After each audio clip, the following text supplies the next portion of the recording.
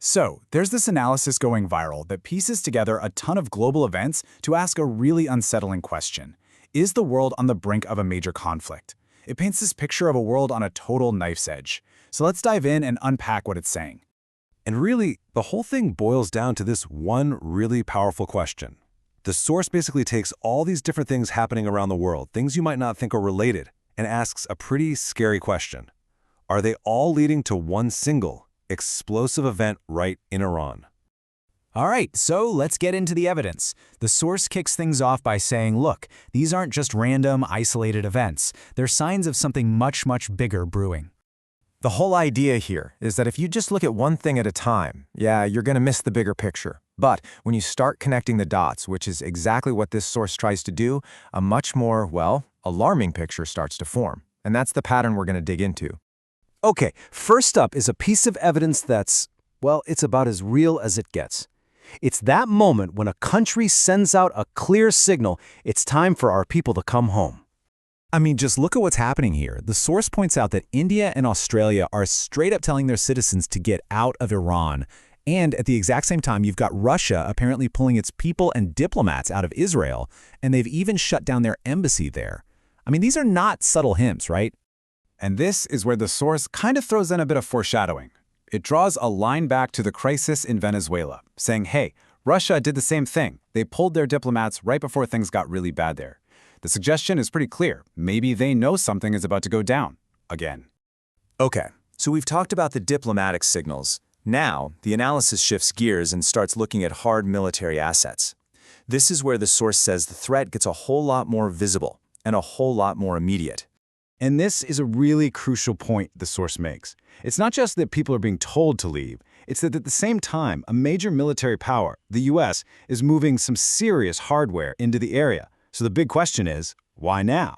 And the source doesn't just say military stuff, it gets super specific. Now, you gotta understand, these aren't just your standard fighter jets. We're talking P-8 Poseidons, those are for surveillance, and MQ series Reaper drones. These are the tools you use for intelligence gathering, for watching everything, and for targeted strikes. So seeing him pop up at US air bases in the Middle East, the source presents that as a massive red flag. All right, the next layer of evidence brings two things together: what's happening inside Iran and the political messages coming from the United States.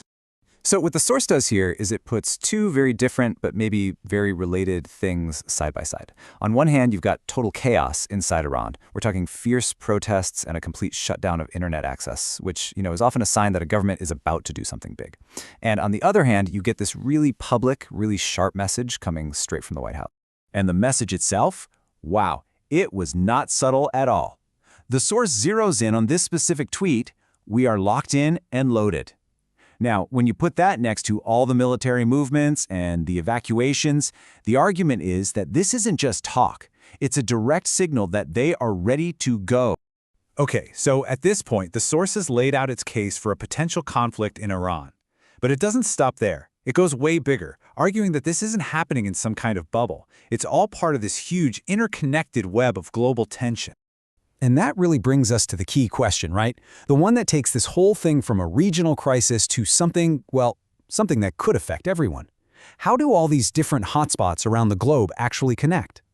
So this slide basically lays out the global chessboard, at least according to the source. The argument goes something like this.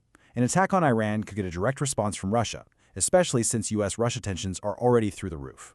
At the exact same time, you got China keeping a very close eye on Taiwan. And other hotspots, like the unrest mentioned in Bangladesh, are just adding more fuel to this global fire. The point the source is making here is that every single one of these crises makes all the others even more dangerous. So you take all this evidence, all these connections, and it all builds to one really stark conclusion presented in the source. Now, the analysis isn't just saying this might happen someday. No, it's way more specific. It speculates that all these signs are pointing to an imminent, joint US-Israeli attack on Iran. And the timeline it gives is, frankly, it's terrifying. We're talking days, maybe even hours. So, the final takeaway from the source is just this feeling of extreme urgency. It's saying that the next few days aren't just crucial for the Middle East, they're crucial for the entire world, that we could be at a genuine tipping point. And that leaves us with the ultimate haunting question that the source poses. When you put all the pieces on the board, the diplomats leaving, the war machines moving into position, all these different global tensions simmering, the question it leaves you with isn't just about one country anymore. It's about all of us. Are we actually heading towards a third world war?